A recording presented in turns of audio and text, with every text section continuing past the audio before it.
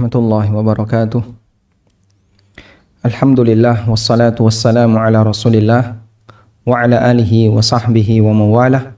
Wa asyhadu an la ilaha illallah wahdahu la syarikalah wa asyhadu anna Muhammadan abduhu wa rasuluh sallallahu alaihi wa ala alihi wa sahbihi wa man tabi'ahum bi ihsanin ila yaumiddin. Alhamdulillah, puji syukur kita haturkan kehadirat Allah Subhanahu wa taala di kesempatan siang hari ini, mengawali kajian siang hari pasca libur lebaran. Insyaallah kita akan kembali membahas kitab yang ditulis oleh Dr. Sa'id bin Wahab Al-Qahtani rahimahullah yang berjudul Mukaffiratudz Dzunub, hal-hal yang bisa menjadi kafarah dosa. Dan insyaallah di kesempatan kali ini kita akan membaca keterangan beliau tentang salatut taubah ma'al wudu'i wal istighfar tughfaru bihadz dzunub, bahwa salat taubat diiringi dengan wudu dan istighfar maka dosa-dosa bisa terhapus. Baik, hadis yang beliau bawakan dalam bab ini adalah hadis dari Ali radhiyallahu anhu. An Ali radhiyallahu anhu qala, dari Ali radhiyallahu anhu beliau menceritakan, kuntu rajulan idza sami'tu min Rasulillah sallallahu alaihi wasallam haditsan nafa'ani Allahu minhu bima syaa ayyan fa'aniya. Aku adalah orang yang apabila mendengar ada hadis dari Rasulullah sallallahu alaihi wasallam yang bisa aku amalkan, yang membuahkan amal. Nafa'ani Allahu minhu bima syaa. Allah memberikan manfaat dari hadis ini sesuai dengan apa yang Dia kehendaki, ayyan fa'aniya, untuk memberikan manfaat kepadaku. Wa idza haddatsani ahad, dan apabila ada orang yang menyampaikan hadis dariku, apabila ada orang yang menyampaikan hadis kepadaku, min ashabihi, dari sahabat Nabi SAW, istahlaftuhu, maka aku minta beliau untuk bersumpah.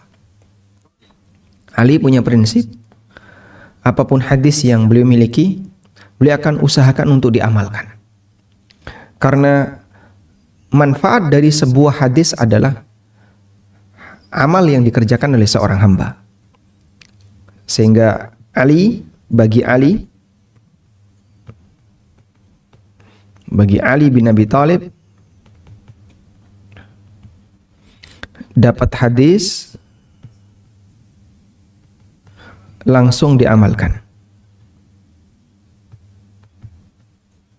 sesuai dengan kemampuan yang beliau miliki, dan itu merupakan bentuk manfaat yang beliau dapatkan dari hadis Nabi sallallahu alaihi wasallam.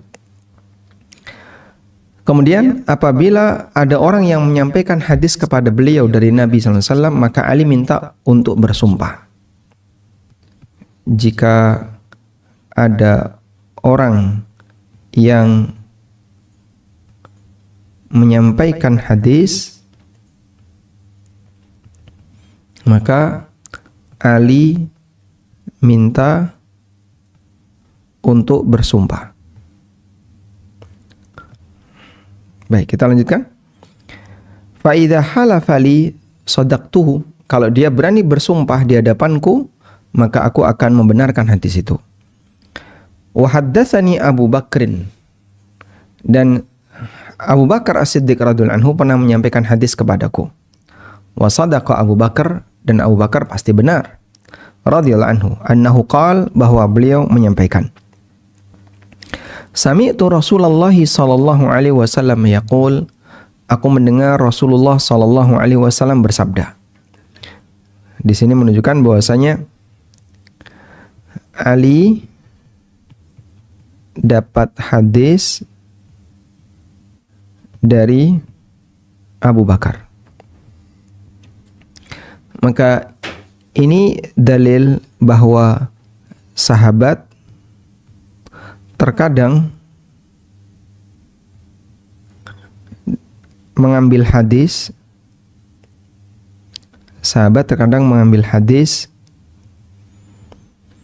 dari sahabat yang lain. Sehingga antara satu sahabat dengan sahabat yang lain, mereka terkadang saling meriwayatkan hadis. Dan ini hal yang ma'ruf di kalangan mereka. Baik. Oleh karena itu, kenapa Abu Hurairah radhiyallahu anhu, sahabat yang banyak meriwayatkan hadis dari Nabi SAW, padahal pertemuan beliau dengan Nabi SAW hanya kurang lebih 3 tahun. Tapi Abu Hurairah bisa banyak menyampaikan hadis dari Nabi SAW. Salah satu di antara sebabnya adalah karena Abu Hurairah banyak mengambil hadis dari sahabat yang lain. Sehingga di sini ada Nabi SAW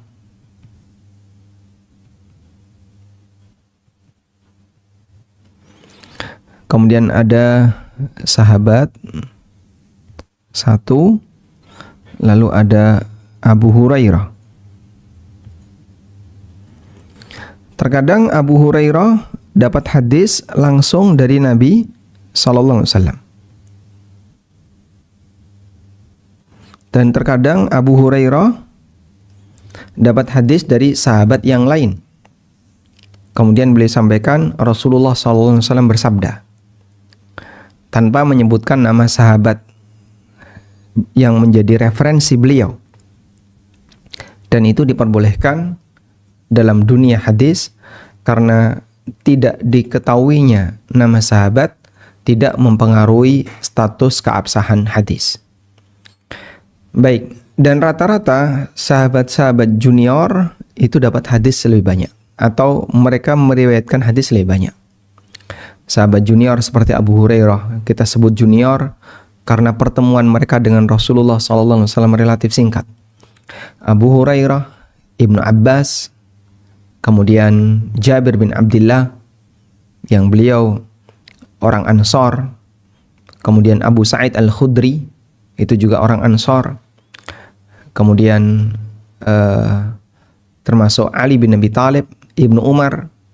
Ini adalah deretan sahabat yang banyak menyampaikan hadis dari Nabi SAW. Dan salah satu di antara sebabnya ini, kenapa sahabat-sahabat junior itu justru hadisnya lebih banyak dibandingkan yang senior. Yang senior seperti Abu Bakar, Umar, Utsman. Kemudian siapa lagi misalnya Ibnu Mas'ud, ya. Khabbab Ibnu Al-Arat yang beliau masuk Islam awal-awal, Bilal yang juga masuk Islam di awal-awal. Tapi jarang kita dengerin ada hadis dari Bilal misalnya, ada hadis dari Ibnu Mas'ud, ada tapi jarang, tidak sebanyak yang dibawakan oleh Abu Hurairah, Jabir bin Abdullah, atau sahabat Ibnu Umar atau Ibnu Abbas. Baik. Selanjutnya, Abu Bakar radhiyallahu anhu menceritakan, Sami'tu Rasulullah sallallahu alaihi wasallam yaqul, aku mendengar Rasulullah sallallahu alaihi wasallam bersabda, Ma min abdin yuznibu dzanban, apabila seorang hamba merasa telah berbuat dosa, fayuhsinu tuhura, kemudian dia bersuci dengan baik, maksudnya dia berwudu sesuai sunnah. Thumma yaqumu fayusalli rak'atain, kemudian dia mengerjakan salat 2 rakaat. Thumma yastaghfirullah, kemudian dia beristighfar, mohon ampun kepada Allah. Illa ghafarallahu lah, maka Allah akan mengampuninya. Thumma qara'a hadhil ayah, kemudian beliau membaca ayat ini. Wallahu alam, apakah yang membaca ini Nabi SAW atau Abu Bakar, tapi zahirnya ini adalah bagian dari satu hadis, sehingga itu adalah bacaan yang dibaca oleh Nabi SAW. Thumma qara'a hadhil ayah, kemudian Nabi SAW membaca ayat ini, walladzina idza fa'alu fahishatan aw dzalamu anfusahum dzakarullaha fastaghfaru lidzunubihim wa may yaghfiru dzunuba illallah wa lam yusirru ala ma fa'alu wa hum ya'lamun. Yaitu orang-orang yang apabila mereka melakukan fahisyah, perbuatan fahisyah.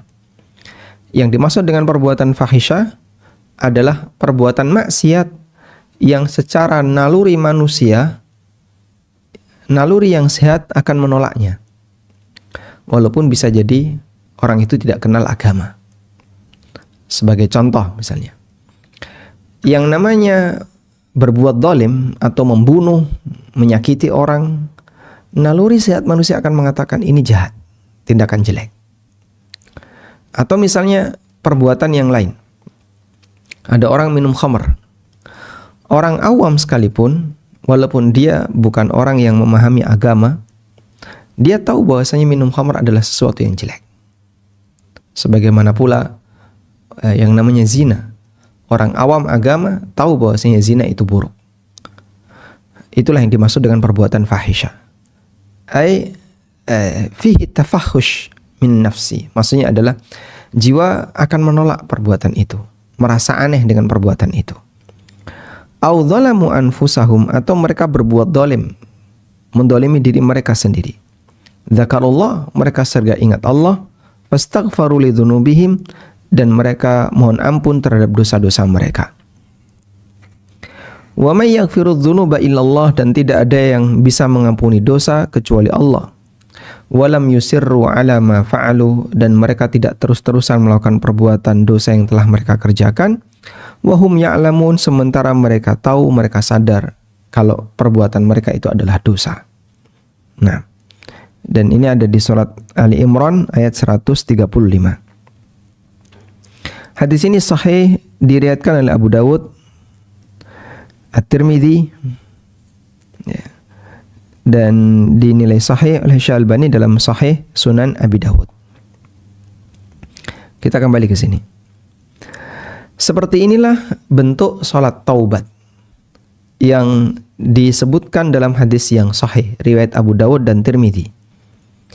Sehingga salat taubat itu dikerjakan karena satu, disebabkan orang itu baru saja melakukan sebuah perbuatan dosa, sehingga dia merasa terbebani dengan dosa itu, lalu dia ingin bertobat kepada Allah.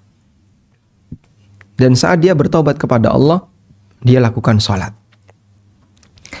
Kemudian dalam pelaksanaan sholat taubat, di situ ada dua amalan yang utama. Pertama adalah wudu dengan sempurna. Yang kedua, melakukan sholat dengan khusyuk. Kita lihat di sini berkaitan dengan sholat taubat.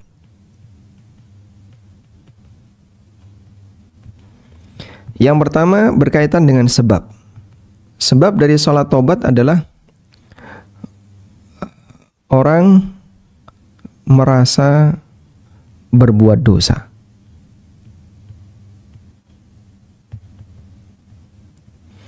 Dia merasa telah berbuat dosa, lalu ingin bertobat kepada Allah, mohon ampun kepada Allah. Kemudian yang kedua, amalan utama dalam salat taubat ada dua. Yang pertama adalah berwudu dengan sempurna.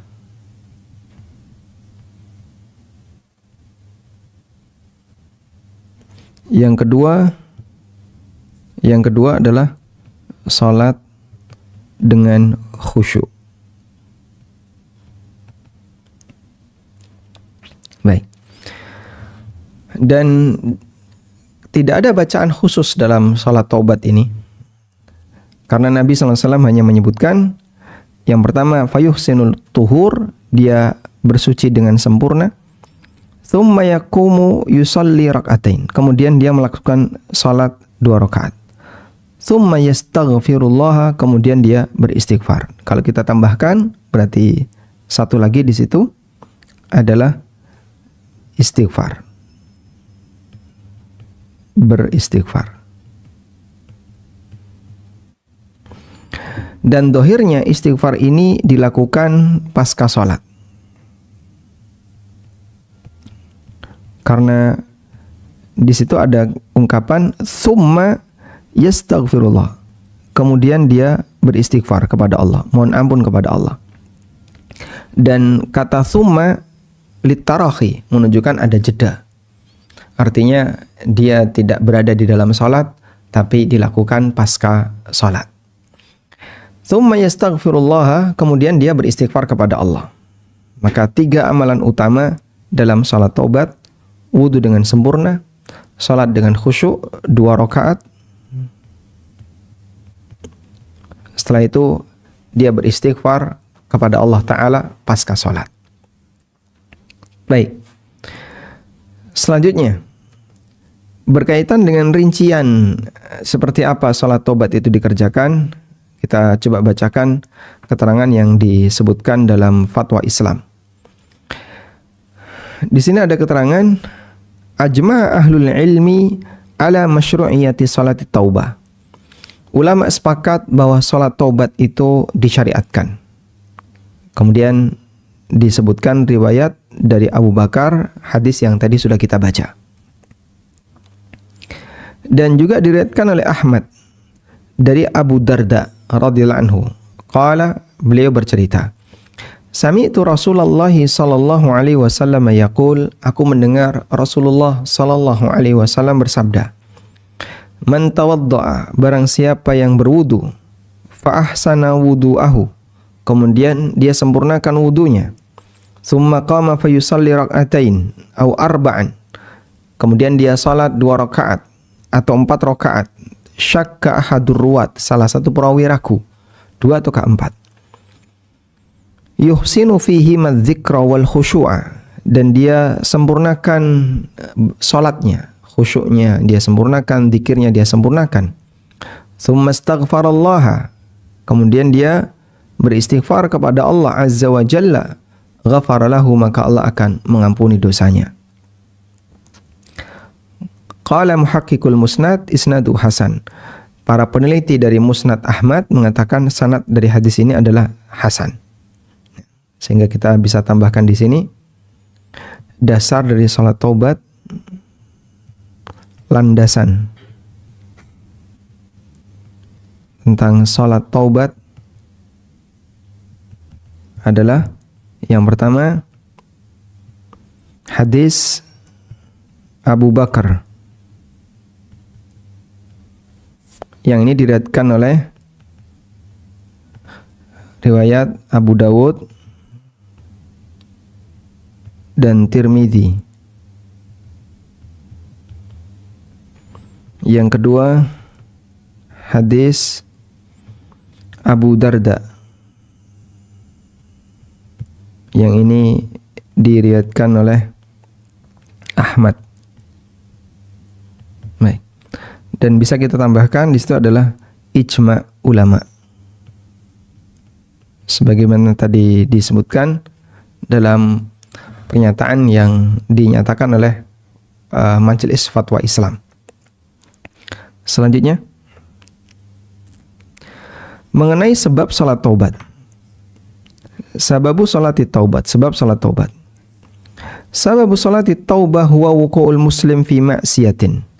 Sebab kenapa seorang melakukan salat taubat adalah seorang muslim terjerumus dalam perbuatan maksiat, baik dosa besar maupun dosa kecil.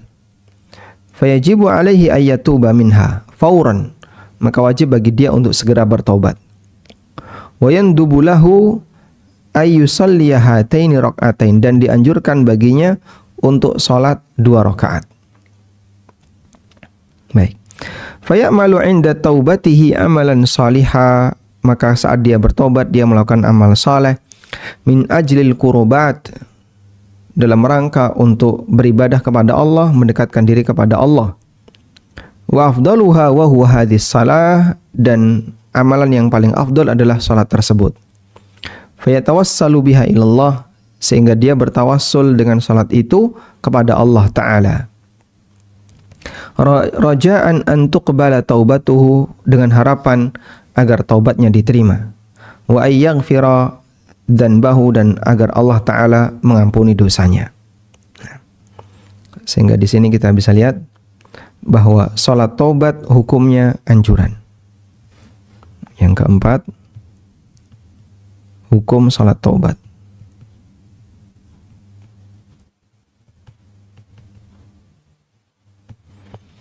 Salat taubat hukumnya anjuran.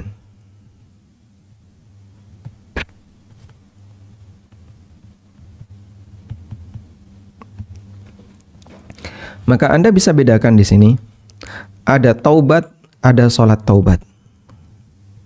Bedakan ya. Antara taubat dan salat taubat. Kalau taubat ini hukumnya wajib. Pasca maksiat. Sedangkan sholat taubat ini dianjurkan. Sehingga sholat taubat bukan syarat taubat. Maka sholat taubat bukan syarat taubat. Bisa nggak Pak orang bertaubat tanpa sholat taubat? Bisa. Karena sholat taubat itu sifatnya anjuran dan tidak wajib, sehingga dia bukan bagian dari syarat taubat. Kalau syarat taubat itu adalah sholat taubat, berarti ya, jika taubatnya wajib, maka syaratnya juga wajib. Saya ulang ya, jika disyaratkan untuk taubat itu harus sholat, karena taubat hukumnya wajib, maka sholat taubat hukumnya juga wajib. Karena mengerjakan syarat dari sebuah kewajiban hukumnya wajib.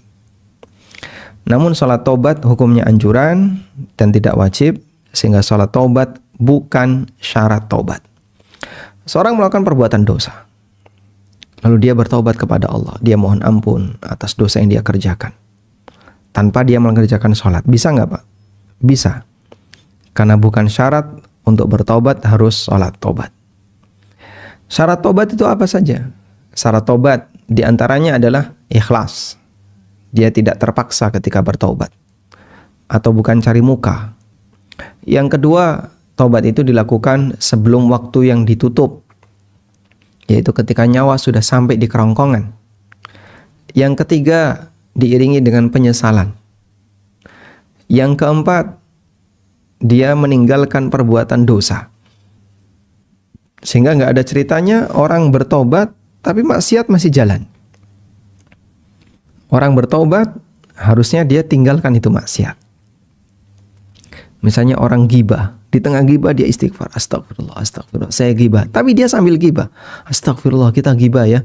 Tapi dia sambil gibah, itu percuma.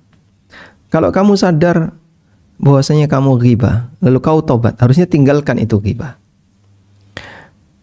Kemudian yang kelima adalah dia bertekad untuk tidak mengulangi lagi perbuatan maksiat yang dia kerjakan. Sedangkan mengerjakan sholat tobat ini sifatnya anjuran dan tidak wajib. Selanjutnya, mengenai waktu sholat tobat. Dianjurkan untuk melaksanakan salat taubat inda azmil muslim ala taubah minadz dzambi. Ketika seorang muslim ingin melakukan taubat dari perbuatan dosa, alladzi iqtarafahu, yang baru saja dia kerjakan. Baik taubat tersebut dilakukan pasca dia melakukan maksiat secara langsung atau tertunda dari perbuatan maksiatnya. Misalnya maksiatnya siang, lalu sholat taubatnya malam, tidak masalah.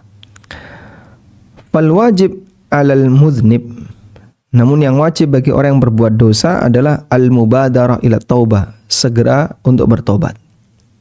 Lakin in sawwafa wa akharaha kubilat, meskipun andaikan dia nunda taubat dan diakhirkan taubat, kubilat, taubatnya bisa diterima. Li'anna taubata tuqbal, karena taubat itu diterima malam yahduth ahadun al-mawani, selama orang belum mengalami kejadian berikut yang itu bisa menghalangi taubat. Yang pertama adalah ketika ruh sudah sampai di kerongkongan, di tenggorokan. Rasulullah SAW bersabda, innallaha yaqbalu taubatal abdi ma lam yughargir. Sesungguhnya Allah menerima taubat hamba selama lam yughargir, dia belum sekarat. Hadis ini sahih atau hasan ya. Disebutkan dalam riwayat Tirmidzi. Yang kedua adalah ketika matahari sudah terbit dari barat. Sebagaimana sabda Nabi sallallahu alaihi wasallam, "Man taba qabla an tatlu'a asy-syamsu min maghribiha, taballahu alaihi." Siapa yang bertaubat sebelum matahari terbit dari barat, maka taubatnya diterima. Hadis riwayat Muslim. Nah, sehingga kita bisa tulis di sini berkaitan dengan waktu salat taubat. Di situ ada waktu taubat. Waktu taubat adalah segera pasca maksiat. Meskipun kalau ditunda, tobatnya sah. Meskipun jika ditunda, taubat bisa diterima. Sehingga bukan syarat taubat harus dilakukan segera pasca maksiat. Dari sini kita bisa lihat bukan syarat taubat harus dilakukan segera pasca maksiat.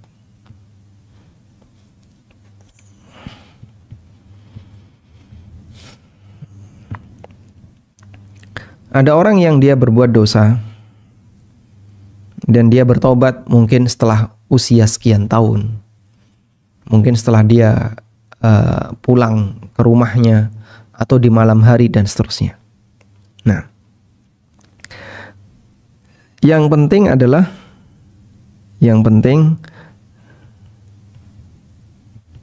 belum ditutup kesempatannya.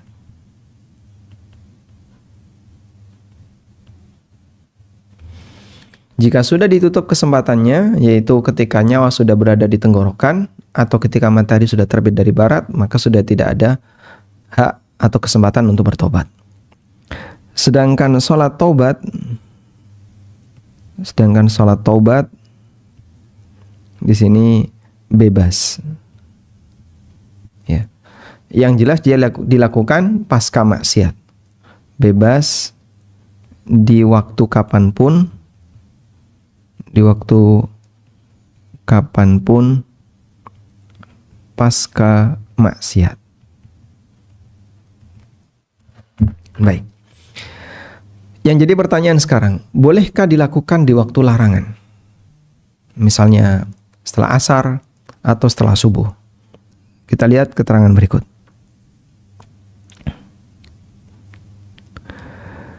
Wa hadhihi shalah tushra'u fi jamil awqat bima fi dzalika awqatun nahyi. Salat ini boleh dikerjakan di semua waktu, termasuk diantaranya adalah di waktu-waktu larangan, seperti setelah asar. Karena ini termasuk di antara salat sunnah yang punya sebab. Sehingga selama ada sebabnya, maka salat ini boleh dikerjakan. Syekhul Islam menyebutkan, Dhawatul asbab kulluha tafutu idza akharat an waqtin nahyi, mithlu sujudit tilawah wa tahiyatul masjid wa salatul kusuf. Salat yang punya sebab semuanya boleh dilakukan meskipun diakhirkan dan dilakukan di waktu yang terlarang. Seperti sujud tilawah, tahiyatul masjid, salat kusuf. Seperti salat aqbat tahara, orang salat pasca wudu, sebagaimana disebutkan dalam hadis Bilal. Demikian pula salat istikharah, idza kana alladhi yastakhiru lahu yafutu idza akharat. Apabila apa yang dia istikharahkan akan berlalu apabila ditunda. Ya, misalnya Kamu punya pilihan ya, sampai jam 5 harus sudah ditentukan, iya atau tidak. Baik, ada orang selesai sholat asar jam setengah 4, kemudian diberitahu, Pak, Bapak jadi atau tidak? Bapak, saya kasih waktu, silahkan ditentukan iya atau tidak, saya tunggu sampai jam 5. Kalau lebih dari jam 5, kami anggap Bapak sudah menggugurkan keinginan. Baik, kalau begitu saya minta waktu untuk istikharah. Nah, ini kan waktu istikharah di waktu terlarang. Dia sudah selesai sholat asar, kemudian batasnya sampai jam 5 alias belum masuk waktu maghrib, lalu dia sholat istikharah. Saat dia sholat istikharah dalam situasi ini, maka dia sholat istikharah di waktu larangan. Tapi kalau ditunda, ini kan waktu larangan, sholat istikharah saya tunda nanti aja setelah maghrib. Maghribnya jam 6. Ini batas akhirnya jam 5. Kamu jadi atau tidak? Maka dia boleh istikharah di situ. Wa kadzalika salatut taubah, demikian pula salat taubat. Fa idza adznaba, ketika orang itu berbuat dosa, taubat itu wajib untuk dilakukan segera. Dan dianjurkan untuk melakukan salat 2 rakaat, kemudian dia bertaubat kepada Allah, sebagaimana yang disebutkan dalam hadis Abu Bakar As-Siddiq radhiyallahu anhu. Maka di sini menunjukkan bahwasanya salat taubat bisa dilakukan di waktu larangan. Kita tambahkan, salat taubat boleh dilakukan di waktu larangan karena ada sebab. Baik. Sehingga di sini bedakan antara waktu taubat dan waktu salat taubat. Kalau waktu taubat adalah segera, sedangkan waktu salat taubat lebih longgar.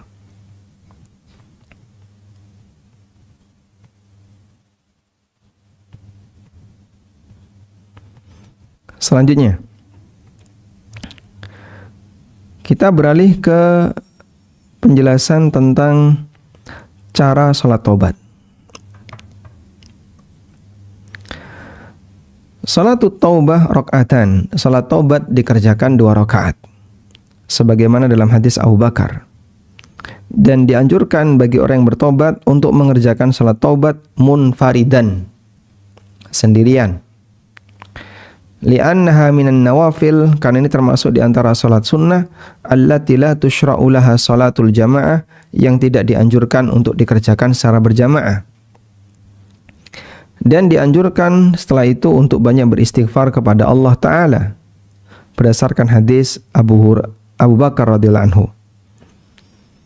Dan tidak terdapat riwayat dari Nabi SAW bahwa beliau menganjurkan takhsisu hataini rak'ataini bi qira'atin muayyanah, di mana Nabi SAW menganjurkan untuk membaca bacaan surat tertentu di 2 rakaat ini. Maka orang yang sholat bisa membaca bacaan apapun, sebagaimana sholat 2 rakaat pada umumnya, yang tentu saja di situ ada surat Al-Fatihah. Nah, sehingga kita tambahkan di sini berkaitan dengan tata caranya. Yang ke-6, tata cara. Yang pertama, sholat taubat dikerjakan tanpa berjamaah.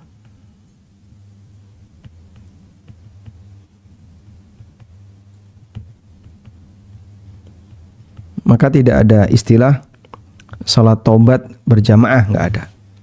Karena dia adalah sholat sunnah yang dikerjakan munfaridan, seperti sholat rawatib.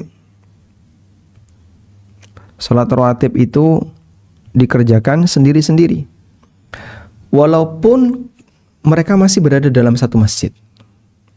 Orang selesai duhur misalnya, kemudian mereka zikir, jumlah jamaah banyak di situ. Terus mereka melakukan sholat ba'diyah zuhur. Apakah dianjurkan untuk ba'diyah zuhur berjamaah? Jawabannya tidak, bahkan tidak boleh. Terus gimana Pak? Sholat ba'diyah zuhur sendiri-sendiri. Walaupun mereka waktu itu ketika sholat ba'diyah zuhur waktunya bareng. karena sholat rawatib tidak dianjurkan untuk berjamaah. Yang kedua, tata caranya sama seperti sholat pada umumnya.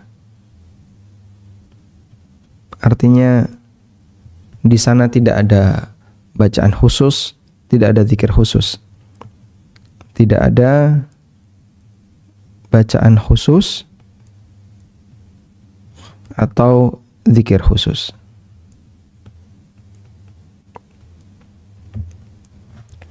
Baik. Kemudian kita lanjutkan. Sehingga dari sini kita melihat bahwasanya inti dari salat taubat itu adalah mengerjakan salat 2 rakaat. Ya, dengan cara sebagaimana salat pada umumnya. Selanjutnya, wa yustahabbu lit-ta'ib ma'a hadhis shalah. Dan dianjurkan bagi orang yang bertobat selain mengerjakan salat adalah ayatstahida fi amalis salihat, untuk bersungguh-sungguh melakukan amal saleh. Berdasarkan firman Allah Ta'ala, wa inni laghaffarul liman taba wa amana wa amila salihan. Sesungguhnya aku mengampuni orang yang bertobat, beriman dan beramal saleh. Tsumma ihtada, kemudian dia mencari jalan petunjuk. Sehingga Allah akan mengampuni hambanya yang melakukan 3 hal ketika dia berbuat maksiat. Yang pertama adalah bertaubat. Yang kedua diiringi dengan iman, sebelumnya dia sudah mukmin. Dan yang ketiga dia melakukan amal saleh. Wa min afdhalil a'malis salihah, dan di antara amal saleh yang paling afdal yang dikerjakan oleh seorang yang bertobat adalah sedekah. Karena sedekah termasuk di antara a'dhamul asbab allati tukaffiru dzanb, merupakan sebab yang paling besar yang bisa menghapus dosa.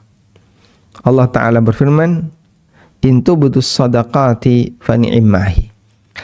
Kalau kalian bersedekah dengan terang-terangan, fa ni'mahi, itu hal yang bagus.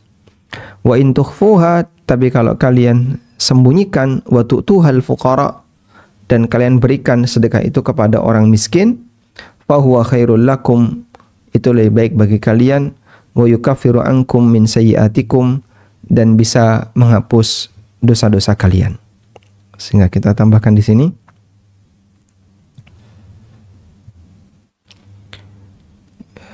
yang ketujuh, amalan tambahan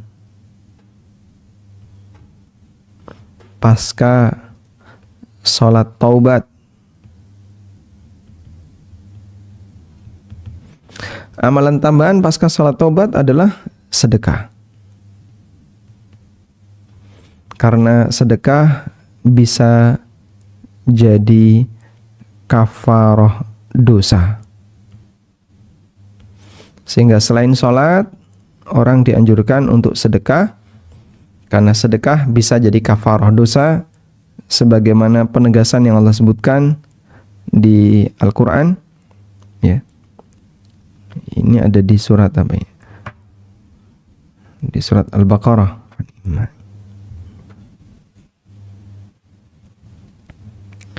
Fani.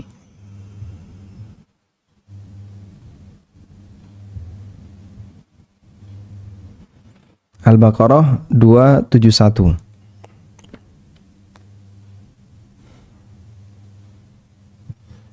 Ini ada di surat Al-Baqarah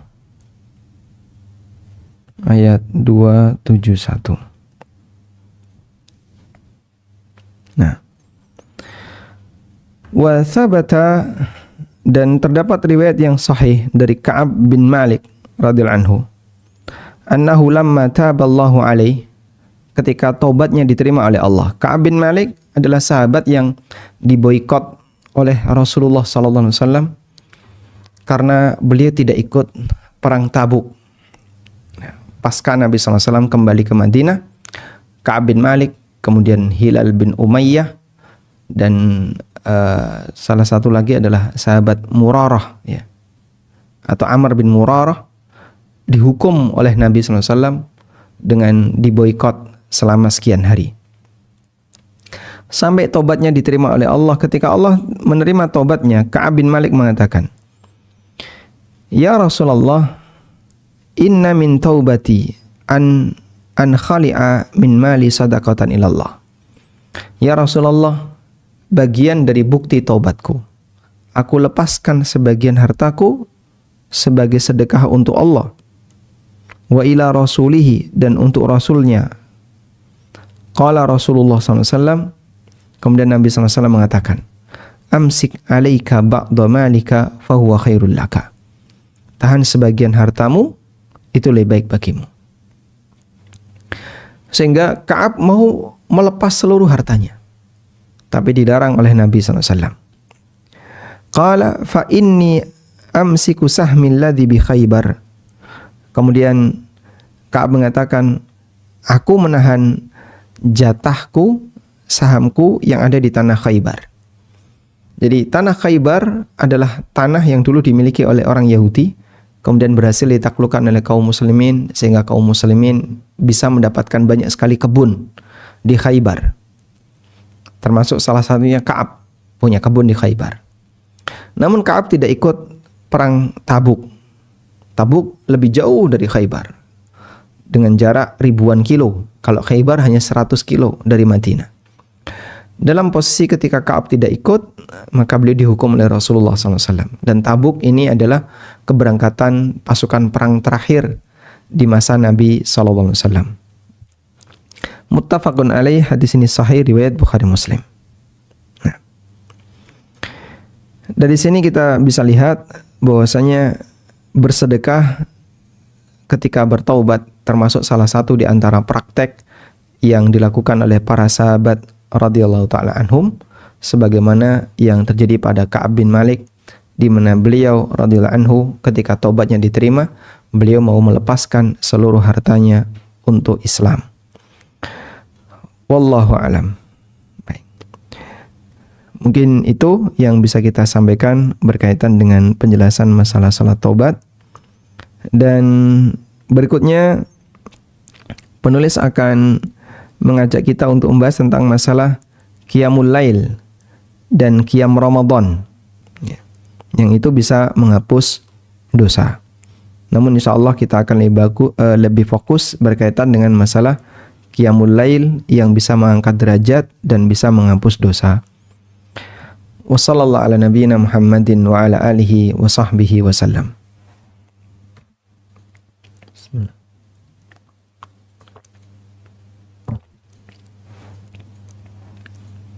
Baik, ada yang mau disampaikan?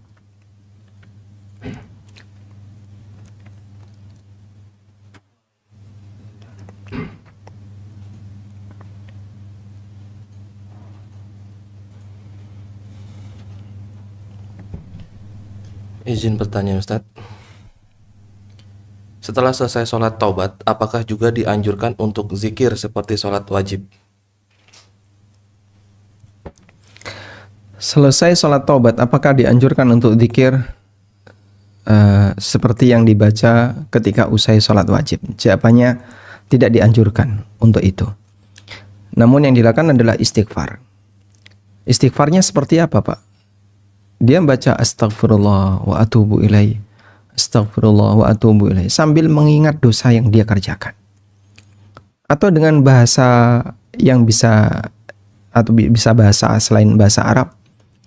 Misalnya, saya mohon ampun ya Allah terhadap dosaku yang ini, aku mohon ampun kepadamu terhadap dosaku yang ini. Dia sebutkan nama-nama dosanya.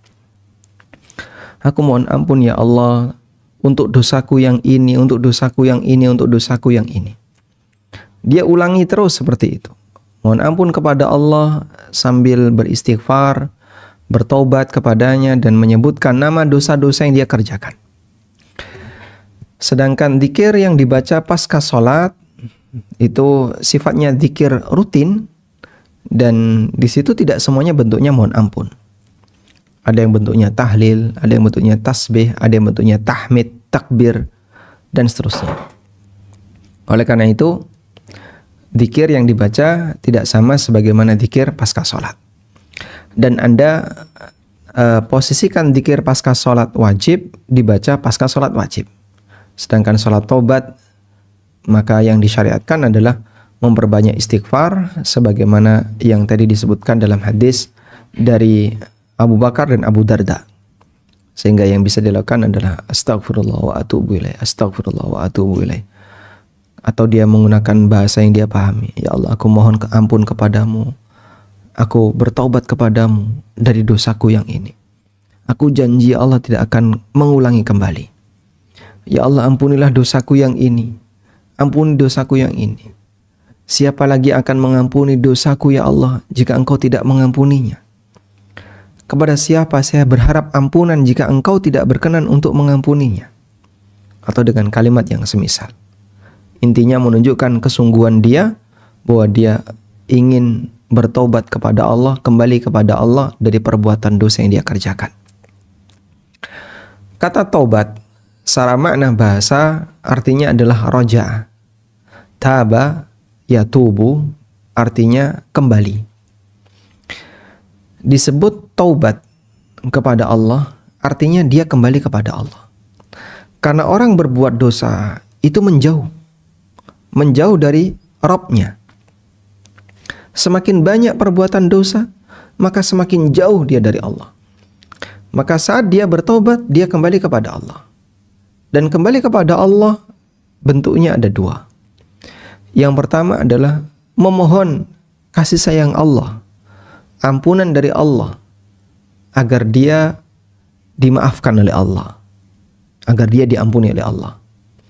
Yang kedua adalah kembali untuk melakukan aturan Allah yang sebelumnya telah dia langgar dengan perbuatan maksiat yang dia kerjakan. Ya.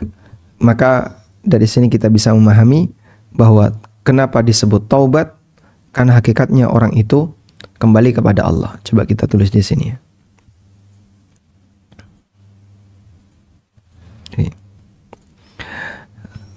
Taubat secara bahasa artinya adalah kembali. Kembali kepada siapa? Kembali kepada siapa? Jawabannya adalah kembali kepada Allah. Maka orang yang bertaubat, dia kembali kepada Allah. Kenapa dia kembali kepada Allah? Karena orang yang maksiat, dia menjauh dari Allah. Sebab maksiat itu menyebabkan orang jauh dari rahmat Allah. Maksiat menyebabkan orang jauh dari rahmat Allah. Dan orang yang maksiat jauh dari, orang yang berbuat maksiat jauh dari aturan Allah. Karena dia melanggar aturan. Sehingga dia jauh dari aturan. Bisa bentuknya meninggalkan perintah atau melanggar larangan. Maka dan isi dari aturan adalah perintah dan larangan. Maka orang yang maksiat dia jauh dari aturan Allah karena dia telah meninggalkan perintah atau melanggar larangan Allah. Maka taubat dari maksiat berarti dia kembali mendekat. Kembali mendekat. Kembali mendekat. Mendekat kemana? Mendekat ke rahmat Allah. Dia mohon agar dia disayang oleh Allah. Dia dimaafkan oleh Allah. Dia diampuni oleh Allah. Dia dirahmati oleh Allah. Itulah semangat kita bertobat. Jadi semangat tobat itu menghadirkan agar kita dirahmati oleh Allah. Yang kedua, mendekat ke aturan Allah. Taubat yang dusta adalah ketika dia berharap rahmat tapi jauh dari aturan. Nah, gimana? Kamu kalau mau disayang ya ikuti aturan yang berlaku.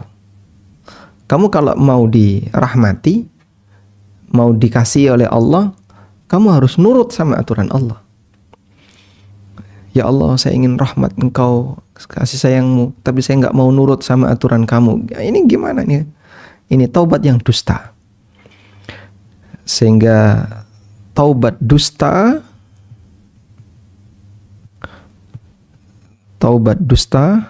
adalah berharap kasih sayang Allah,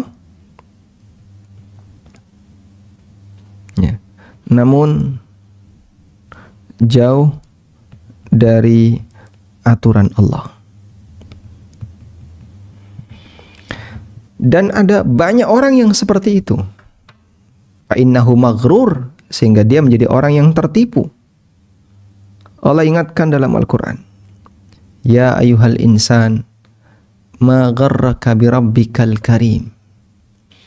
Wahai manusia, apa yang membuat kalian tertipu? Disebabkan karena kasih sayang atau disebabkan karena pemurahnya Rabbmu. Birabbikal karim, Rabbmu dat yang maha pemurah. Sehingga manusia berkali-kali berbuat maksiat tapi tidak langsung didatangkan hukuman, membuat mereka terlalu besar harapan tapi tidak ada upaya untuk sesuai dengan aturan. Di tengah dia berbuat maksiat, dia berharap kasih sayang. Itu taubat dusta. Sehingga dia berharap ingin disayang Tuhan, tapi di saat yang sama dia melanggar aturan Tuhan. Ini bagaimana? Maka mendekat dalam bentuk taubat kepada Allah adalah ketika dia kembali mendekat untuk mengharapkan rahmat dari Allah dan mendekat kepada aturan Allah Subhanahu wa taala. Baik. Dan ini bisa diiringi dengan amal soleh sebagaimana yang tadi disebutkan, bisa dengan salat taubat atau dengan memperbanyak sedekah. Karena dengan ibadah maka membuat seorang hamba akan semakin dekat dengan Allah Subhanahu wa taala. Wallahu a'lam. Berikutnya Ustaz. Jika kami menggunakan tabung gas LPG 3 kilo yang warna hijau, itu kan bersubsidi pemerintah untuk bermuamalah atau berjualan dengan niat agar lebih menguntungkan. Apakah ini akan mengurangi keberkahan hasil dari penjualan kami, Ustaz? Karena tabung gas hijau itu kan untuk rakyat miskin. Baik. Kita punya prinsip begini ya. Apa yang sudah diatur oleh pemerintah selama tidak melanggar aturan syariat, maka wajib untuk ditaati oleh rakyat. Termasuk misalnya aturan dalam masalah subsidi, aturan dalam masalah penggunaan misalnya bahan bakar dan seterusnya. Sekarang kita fokus pada masalah tabung gas subsidi. Tabung gas subsidi itu tabung gas melon ya, yang di situ sudah tertera pernyataan hanya untuk apa tulisannya? Hanya untuk masyarakat miskin ya. Tertera, sehingga orang ketika beli tabung gas seperti ini dia bisa membaca tulisan itu. Sama seperti orang beli rokok, selalu dia akan baca rokok membunuhmu. Meskipun yang melanggar masih banyak. Itu adalah aturan yang ditetapkan oleh pemerintah bahwasanya ini berlaku untuk orang miskin. Nah, kemudian aturan ini juga berlaku bahwa gas ini untuk konsumsi rumah tangga. Bukan untuk bahan bakar bagi orang yang mau melakukan usaha. Karena kalau usaha tentu saja harus ada, dia tidak boleh menggunakan yang seperti ini, tapi pakai tabung gas yang besar. Melanggar itu berarti dia melanggar aturan pemerintah. Dan ini tidak boleh ya. Terus gimana Pak? Ya, kalau itu dilanggar, maka pertama dia berdosa karena menyalahi aturan. Anda bukan orang miskin, kenapa pakai ini? Kamu kan bukan orang miskin. Yang kedua, dia menyalahi aturan yang kedua adalah bisa jadi keberkahannya hilang. Sehingga Allah cabut keberkahan dari usaha yang dilakukan disebabkan karena dia melakukan praktek seperti ini. Oleh karena itu, wallahu ta'ala alam, kami tekankan bagi teman-teman yang menggunakan tabung gas seperti ini agar dihentikan dan Anda bisa beralih ke tabung gas yang besar, kecuali jika Anda berhak untuk mendapatkannya. Pemerintah ngasih subsidi kepada rakyat miskin. Kalau Anda bukan orang miskin, maka Anda tidak berhak untuk menggunakannya. Kecuali subsidi umum. Misalnya subsidi untuk seluruh rakyat. Nah, kalau itu silahkan dipakai. Tapi kalau subsidi untuk rakyat tertentu, berarti yang tidak masuk kriteria jangan pakai. Karena dia berarti mengambil hak orang lain. Wallahu a'lam. Berikutnya, Ustaz. Ayah saya usia sudah 70 tahun, belum pernah mengakikahi anaknya. Dan sekarang si anak sudah bekerja, mau membeli kambing untuk akikah, untuk kurban. Pertanyaannya, kurban atas nama si anak atau orang tuanya ya Ustaz? Tayyib. Pertama, bahwa akikah itu tanggung jawab orang tua. Nabi SAW mengatakan, kullu gulamin murtahinun bi akikatihi. Setiap anak itu tergadaikan dengan akikahnya. Dan akikah itu tanggung jawab orang tua, bukan tanggung jawab anak. Tapi ketika orang tua tidak mampu, maka kewajiban akikah menjadi gugur dengan alasan tidak mampu. Sebagaimana kewajiban zakat menjadi gugur, tidak ada kewajiban zakat karena nggak mampu. Kewajiban haji menjadi gugur karena orang yang tidak mampu. Dan kewajiban yang lain yang sifatnya harus butuh modal, kemampuan fisik dan seterusnya menjadi gugur ketika orang yang tidak mampu. Nah, lalu sampai batas mana orang tua yang tidak mengakikahi anaknya ini tetap terbebani untuk akikah? Sebagian ulama ngasih batasan sampai balik. Sehingga andaikan misalnya di awal ketika dia punya anak, ya, dia tidak mampu. Saat anaknya lahir dia nggak mampu. Ketika anaknya di usia 7 tahun, 8 tahun, dia punya kelonggaran harta. Maka disyariatkan bagi dia untuk mengakikahi anaknya yang belum diakikahi tadi. Karena batasnya sampai balik. Begitu sudah masuk balik, setelah itu baru dia mampu, maka tidak disyariatkan lagi. Artinya beban itu hilang. Ya, saya ulang. Jika anak sudah balik dan orang tua baru mampu setelah anaknya balik, maka tidak ada lagi tanggung jawab untuk mengakikahi anaknya. Nah, oleh karena itu jika anaknya sudah besar-besar, yang tentu saja mereka sudah pada balik, kemudian anaknya yang mampu tapi orang tuanya nggak mampu, apakah ini anak disyariatkan untuk mengakikahi dirinya sendiri? Dalam hal ini ada dua pendapat ulama. Sebagian ada yang mengatakan disyariatkan artinya dianjurkan untuk mengakikahi dirinya sendiri berdasarkan hadis riwayat Baihaqi bahwa Nabi SAW aqqa an nafsihi. Rasulullah SAW pernah mengakikahi diri beliau sendiri. Meskipun hadis ini diperselisihkan oleh para ulama apakah itu hadis yang bisa diterima atau tidak. Pendapat kedua mengatakan tidak disyariatkan. Karena akikah itu tanggung jawab orang tua untuk anaknya, bukan tanggung jawab seseorang untuk dirinya sendiri.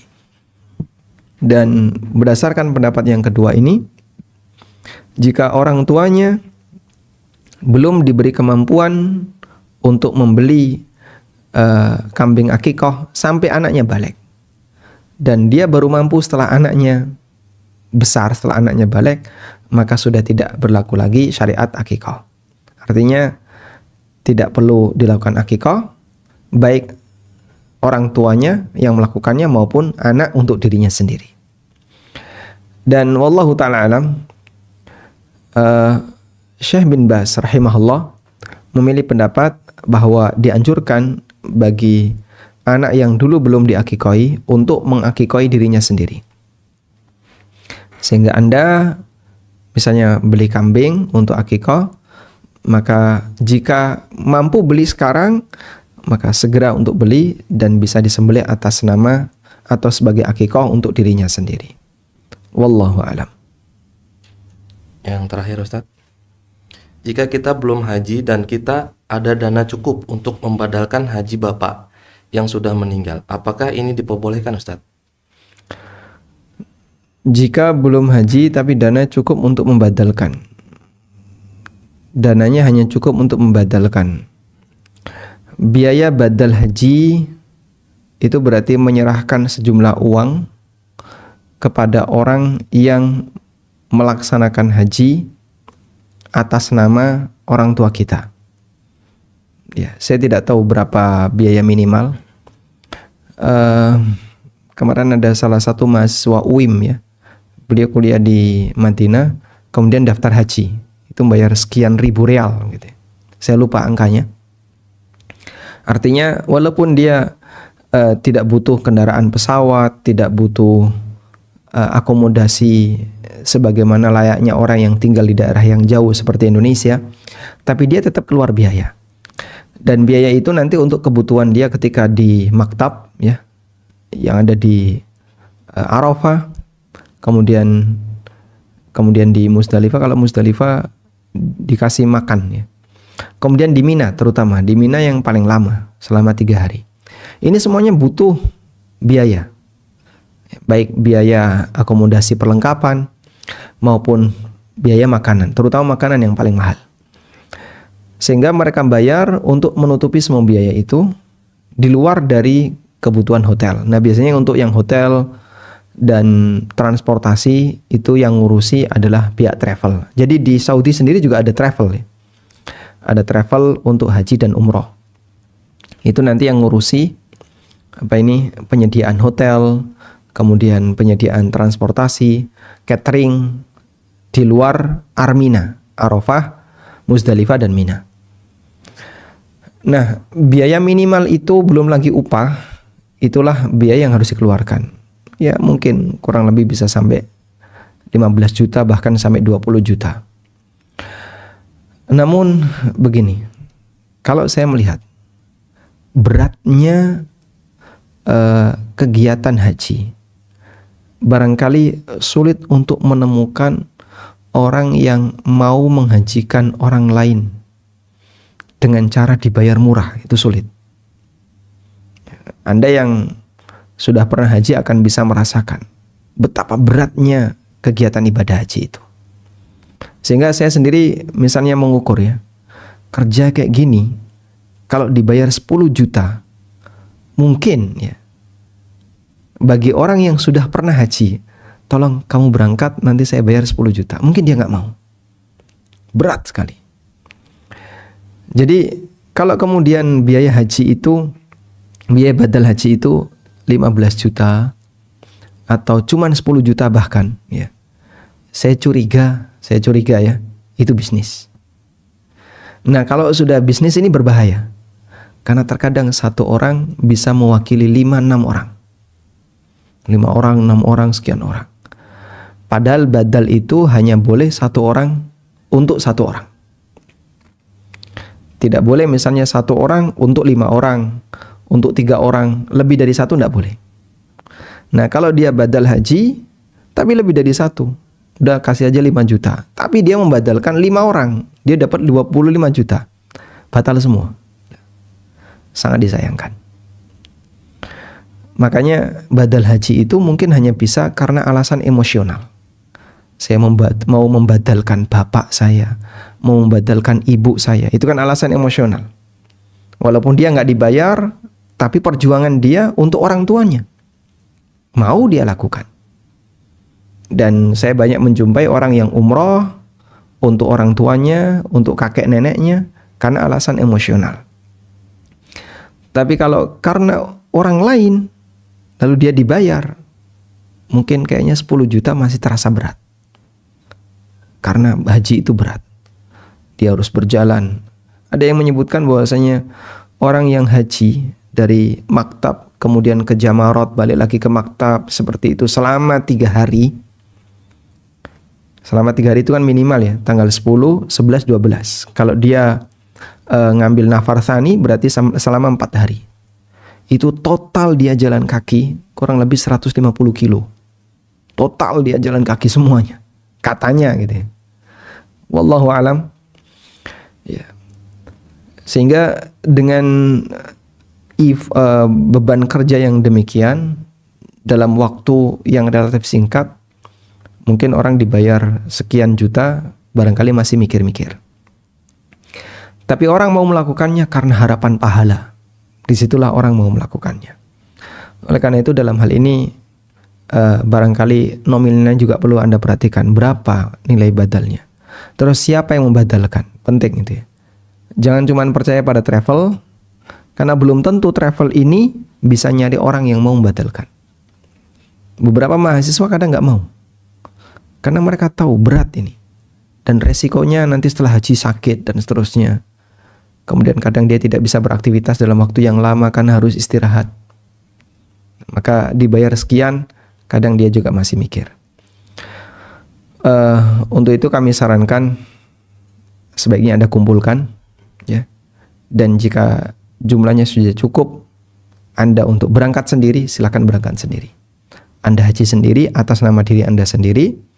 Sedangkan orang tua, kalau memang dulu waktu beliau masih hidup belum mampu untuk berangkat haji, maka tidak ada kewajiban untuk haji dan tidak perlu dibadalkan. Wallahu alam, demikian yang bisa kita sampaikan, semoga bermanfaat. Wassallallahu ala nabiyyina Muhammadin wa ala alihi wa sahbihi wa sallam.